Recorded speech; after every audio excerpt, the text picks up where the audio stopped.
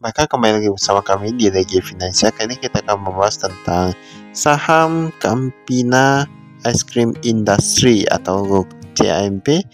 Nah, jika dilihat dari sini, ini laporan keuangan yang kuartal pertama 2024 ya. Ini seperti biasa ada disebutkan presiden direkturnya yaitu Samudra Prawira Wijaya. Kemudian ada juga direktur keuangannya yaitu Arif Hamoko Rayadi. Untuk alamat kantor mereka ada di Jalan Duku Industri di Surabaya ya. Jadi ini agak sedikit berbeda dengan beberapa perusahaan lainnya yang go public yaitu di Surabaya. Untuk laporan kali ini mereka ada tuliskannya ini untuk yang nilai satuannya itu apa dan untuk yang bentuknya itu mata uang apa. Tetapi kalau kita lihat di sini ini seharusnya yang rupiah dan satuan penuh ya.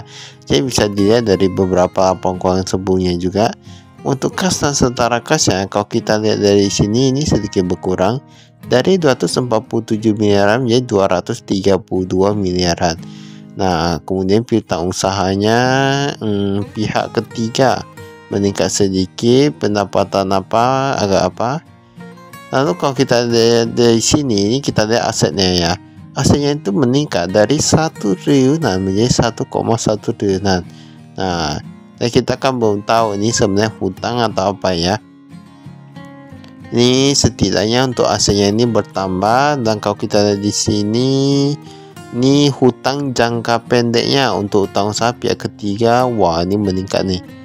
Oh, ini total hutang jangka pendek meningkat dari 78 miliaran sekarang menjadi 97 miliaran. Di mana peningkatan paling besar di hutang usaha pihak ketiga. Nah, dari 52 miliaran sekarang menjadi 69 miliaran. Wah, ini meningkat sebenarnya cukup besar ya. Tadi kita lihat dulu. Total hutangnya dari 136 miliaran menjadi 156 miliaran, meningkat kurang lebih 20 miliaran. Jumlah ekuitasnya, nah ini data hampir sama ya. Berarti ini kan dia meningkat tapi semua data hampir sama, banyak hutangnya meningkat 20 miliaran, ekuitasnya meningkat 20 miliaran. Nah, nanti kita perlu kita selidiki apakah saya perusahaan ini menguntungkan atau gimana kondisinya, penjualannya dan lain-lain gitulah ya. Di sini ada penjualan bersih di mana dia mencatatkan penurunan dari 270 miliaran menjadi 256 miliaran. Beban pokok juga ikut menurun sehingga laba kotornya itu gak gitu jauh ya. Nah, ini laba kotor dari 156 menjadi 153 miliaran. Beban penjualan pun tinggi nih, beban administrasi tinggi. Ini soal data meningkat bebannya ya. Sehingga labanya menjadi berkurang dari 34 miliaran menjadi 19 miliaran saja. Dan ini pendapatan mereka meningkat dari 2,2 miliaran sekarang menjadi 6,3 miliaran. Dan meningkat cukup banyak. Dan pendapatan keuangan tadi kalau kita lihat untuk overall ini labanya ini menurun cukup drastis dari 34 miliaran menjadi 19 miliaran. Nah, inilah yang harus kita pahami. Ini penerimaan kas pelanggan akan menurun, otomatis menurun. Oke, kepada pemasok biasa-biasa saja bahkan menurun.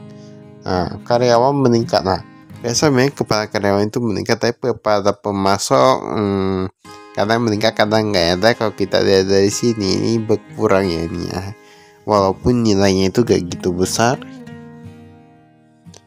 Lalu ada Dewan Komisarisnya. Nah, ini Presiden Komisaris Sudianto Isnanda, Presiden Direktur Tuan Samudra Prawira Wijaya. Nah, ini sebenarnya cukup bagus ya kalau kita lihat untuk laporan keuangannya, di mana mereka ada ditambahkan Tuan. Jadi kan ada beberapa nama yang dia agak sedikit rancu ya, di mana kita agak tahu itu sebenarnya laki-laki atau perempuan. Tapi ini ada mereka tambahkan Tuan. Nah, ini berarti kan otomatis laki-laki. Dia lebih gampang dilihat gitulah ya. Ini walaupun ini hal kecil tapi sebenarnya cukup bagus sih. Ini kas dan setara kas, kalau kita lihat di sini kasnya untuk yang cash on hand, kas di tangan meningkat sedikit. Tetapi untuk totalnya seperti yang tadi ya berkurang ya. Ini yang di Bank Mandiri dulu ada 188 miliaran, sekarang hanya tersisa 171 miliaran. Jadi dia berkurang cukup banyak ya. Dia berkurang cukup banyak. Dan sebenarnya semua rata-rata menurun kecuali yang Bank Sentral Asia, Bank BCA 26 miliar jadi 40 miliaran. Yang baru-baru ini kalau tidak salah mendapatkan penghargaan di mana sebagai brand bank internasional paling kuat ya, brandnya paling kuat gitu. Jumlah piutang usaha berdasarkan pelanggan distributor. Wah, piutang usaha distributor tapi yang pelanggan lebih banyak daripada distributor. Kok bisa ya? Ini pelanggan dari 93 miliaran jadi 94 miliaran. Dan tampaknya ini cash flow-nya agak sedikit macet. Kita lihat yang lebih dari 3 bulan itu bahkan dia menurun sedikit, tetapi agak sedikit aja sih. Jumlahnya masih banyak, 24,3 miliaran menjadi 24,2 miliaran. Dan sisanya hampir sama.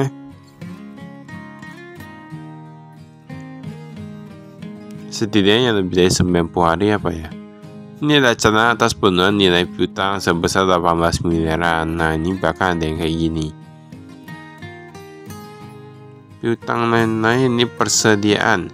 Persediaan ada barang jadi, bahan baku, suku cadang dan lain-lain. Dan jika lihat di sini, ini barang jadi ini paling banyak ya. 34 miliaran menjadi 47 miliaran. Berarti ini kan barang jadi yang ini ada, berarti kan belum terjual ya. Nah, kadang kita bisa lihat juga dari sebuah perusahaan kalau misalnya barang jadinya itu terus menumpuk dan penjualan berkurang, itu kan berarti kan mereka agak kesulitan nanti ya. Jadi terkadang sebuah perusahaan itu bisa dilihat juga dari itu. Kemudian aset tetap di sini bisa dilihat.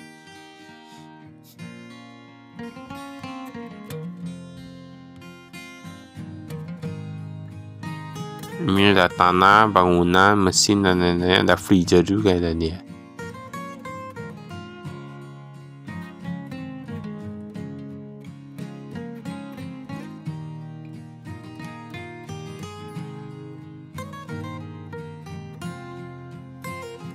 Yang ini kita skip.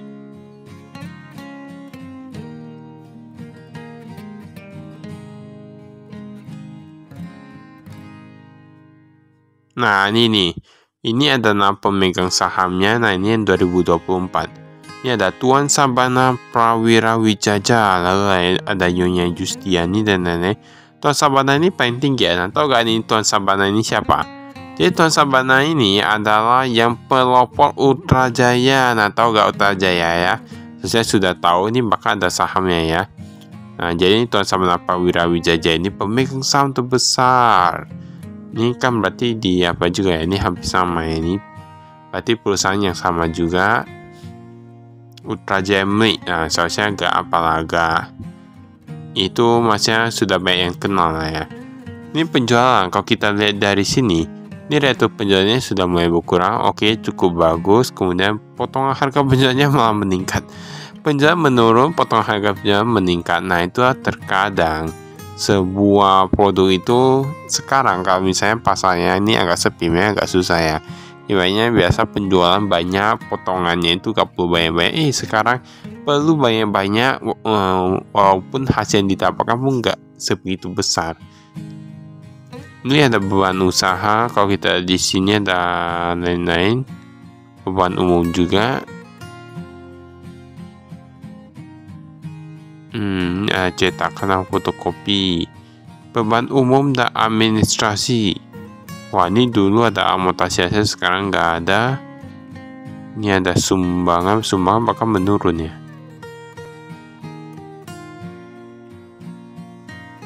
Pendapatan lain-lain. Laba siklus mereka meningkat cukup besar loh, dari 453 juta menjadi 5,4 miliaran. Ini agak cukup hebat ya ini ya. Pendapatan klaim, nah ini masih sedikit berkurang. Laba siklus hebat juga nih, bisa meningkat cukup banyak.